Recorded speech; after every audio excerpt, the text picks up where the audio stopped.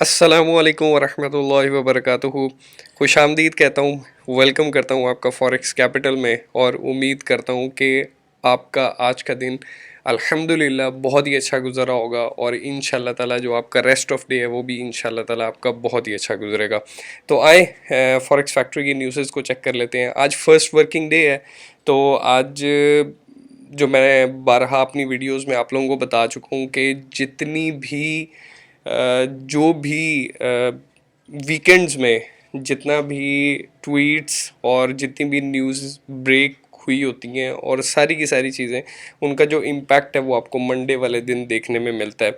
तो काफ़ी ज़्यादा इम्पॉर्टेंट चीज़ है। एक तो जियो पॉलिटिकल सिचुएशन जो गोइंग ऑन है, जो ताइवान वाला जो वाक़या और जो सारी की सारी चीज़ें जो चल रही हैं अभी, तो ये भी काफ़ी ज़्यादा इम्पैक्ट क्रिएट कर रही हैं। तो आए, आज के दिन में कोई इतनी को ख़ास न्यूज़ नहीं है। आज सिर्फ न्यूजीलैंड का जो inflation expectations quarter on quarter ये डिक्रीज़ हुआ है, तो बस उसके अलावा कोई इतनी को ख़ास मेजर न्यूज़ ब्रेक नहीं हुई अभी तक। तो उसके बाद सेंटिमेंट चेक कर लेते हैं। सेंटिमेंट भी तकरीबन ऑलमोस्ट 50-50 के अराउंड है। सिर्फ यूएसडी जेपीवाई का जो है वो तकरीबन 59% लोग जो हैं वो इस वक्त अपना बैरिश साइड पर हैं, सेल साइड पर हैं। इसका मतलब ये है कि काफ़ी ज़्यादा लोग जो हैं वो इस वक्त सेल पोजीशन में फंस चुके हुए हैं। तो आए फॉरेक्स फैक्ट्री की न्यूज़ के बाद ट्रेड को चेक कर लेते हैं कि जो मेरी एक्सपेक्टेशंस है मार्केट के अकॉर्डिंगली कि मैं क्या एक्सपेक्ट कर रहा हूँ मार्केट से।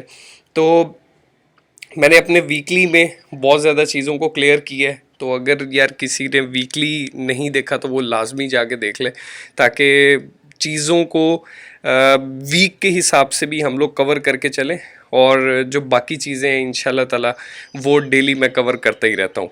तो ये यूएसडी जेपीवाई के अकॉर्डिंगली मेरा जो यूएसडी जेपीवाई के ऊपर जो मेरा टेक है वो ये है कि मार्केट जो है वो इस जगह पर करेक्शन ले सकती है। ठीक है, अच्छा, दो जोन्स जो मैं बार बार अपनी हर वीडियो के अंदर क्लियर करता रहता हूँ कि यूएसडी के अकॉर्डिंगली 1.2098 यानी कि 1.21 से अपसाइड अगर मार्केट सस्टेन करती है तो आपने बाय करना है। जैसे लेट्स सपोज अभी मार्केट ने इस वाले एरिया को अपसाइड ब्रेक कर दी है, लेकिन हम लोग जो नेक्स्ट कैंडल 4 आवर्स की कैंडल जो ओपन होगी हम इंशाल्लाह ताला उसके ऊपर ट्रेड करेंगे और हमारा जो नेक्स्ट टारगेट होगा वो तकरीबन 170 पिप के अराउंड होगा। ठीक है, 2270 यानी कि 1.2270 पर मेरा जो टारगेट है, मेरा जो पर्सनल टारगेट है, मैं इस जगह पर मार्केट को तकरीबन ऑलमोस्ट यानी कि ये वाला जो हाई है ना इसके अराउंड मैं मार्केट को देख रहा हूँ। ठीक है, तो मैप कर देता हूँ ताकि आप लोगों को, लेकिन इससे ना लोग मिसगाइड हो जाते हैं। तो आप लोगों ने क्या करना है, अगर मार्केट यहाँ पर सस्टेन करती है और नेक्स्ट कैंडल ओपन होती है इस वाले एरिया से 1.2100 से अपसाइड ही सस्टेन होती है, तो आपने यहाँ से बाय कर लेनी है और 1.2170 आपका टारगेट होगा। उसके बाद सेल साइड पर आ जाते हैं। सेल साइड पर 1.2050 से अगर नीचे की तरफ मार्केट सस्टेन होती है और नीचे की तरफ ड्रॉप होती है तो हमारा जो नेक्स्ट टारगेट होगा वो ये वाला जो लो है, ये वाला जो लो है इसको ब्रेक करेगी मार्केट और 1.1970 पर मार्केट जा सकती है।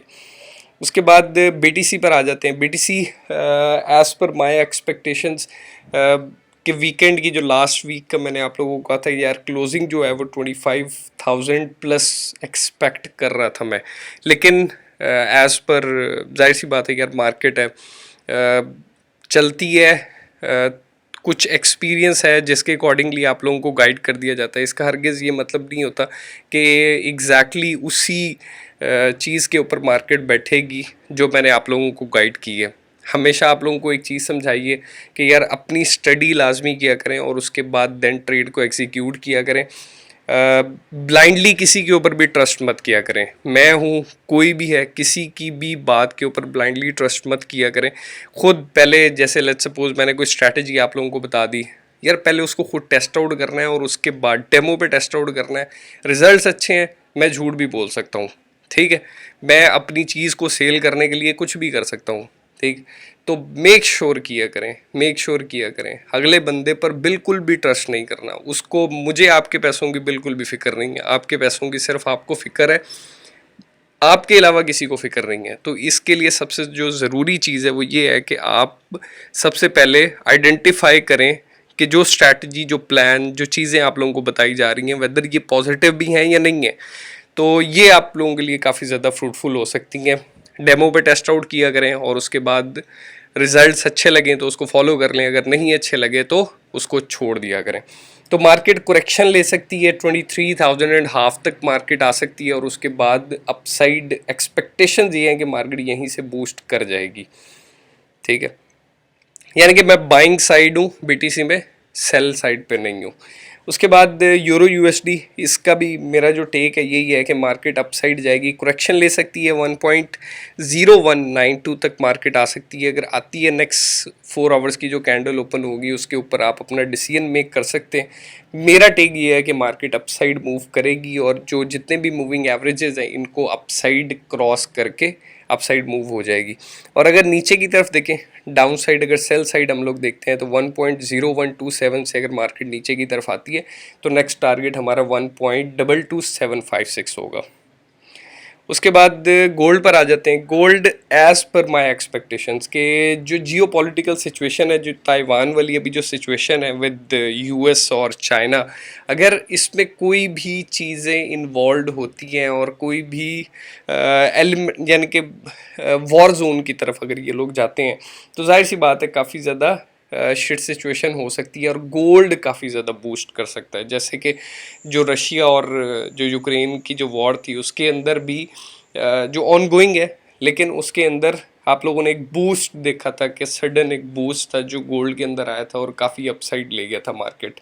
तो एज़ पर माय एक्सपेक्टेशंस कि मार्केट 1770 पर दोबारा से रीटेस्ट हो सकती है और उसके बाद देन मार्केट दोबारा से 1800 पे जाएगी और वहाँ से देन अगेन एक ड्रॉप होगा जो 1750 पे दोबारा से आएगा। उसके बाद यूएसडी जेपीवाई पे आ जाते हैं। यूएसडी जेपीवाई मेरी एक्सपेक्टेशंस के अकॉर्डिंगली मार्केट का जो ट्रेंड है ना वो दोबारा से स्टार्ट हो रहा है। लेकिन एक चीज़ जो मैं बिटकॉइन में आप लोगों को एक चीज़ गाइड करता हूँ कि यार ये वाला जो लो है, ये वाला लो इस वाले लो को ब्रेक कर चुका है। तो मेरी एक्सपेक्टेशंस के अकॉर्डिंगली मार्केट अगर अपसाइड मूव होती है तो फिर उसके बाद then it's a last move, correction हो सकती है। उसके बाद market all the way down, फिर करेक्शन, फिर डाउन, फिर करेक्शन, फिर ये वाला लो भी ब्रेक होगा और ये वाला लो भी ब्रेक हो जाएगा। डॉलर इंडेक्स पर आ जाते हैं। डॉलर इंडेक्स एज पर मेरी एक्सपेक्टेशंस के कि मार्केट थोड़ा सा कंसोलिडेट करेगी, ठीक है। अभी भी उसी वाली एरिया के अंदर है, कंसोलिडेट कर रही है। तो कंसोलिडेशन जैसे ही इसकी यानी कि कोई मेजर न्यूज़ ब्रेक होती है तो जैसे ही मार्केट इस वाले एरिया को रीटेस्ट करेगी 105, मार्केट का अपसाइड बूस्ट होने का दोबारा से चांस है। दोबारा से ये वाला जो एरिया है ना ये काफ़ी ज़्यादा इंपॉर्टेंट है, ये वाला 1006.40 दोबारा से इस वाले एरिया में आएगी और उसके बाद देन इस वाले एरिया को छोड़ के ये वाला जो नया एरिया 104 वाला इसको दोबारा से ओपन कर सकती है। उम्मीद करता हूँ एनालिसिस अच्छे लगे होंगे। लाइक कर दीजिएगा, सब्सक्राइब कर दीजिएगा और बेल का जो नोटिफिकेशन का जो आइकन है उसको प्रेस कर दीजिएगा ताकि जितनी भी लेटेस्ट अपडेटेड आपको नोटिफिकेशंस है वो मिलती रहा करें। और यार ट्रेड को एग्जीक्यूट करने से पहले ना मेरे भाई स्टडी लाजमी किया करें, लाजमी किया करें, बार बार कहता हूँ। उम्मीद करता हूँ अपना सब ख्याल रखेंगे। इंशाल्लाह ताला कल दोबारा मुलाकात होगी और अल्लाह हम सब का हामी और नासिर। अस्सलामु अलैकुम व रहमतुल्लाह।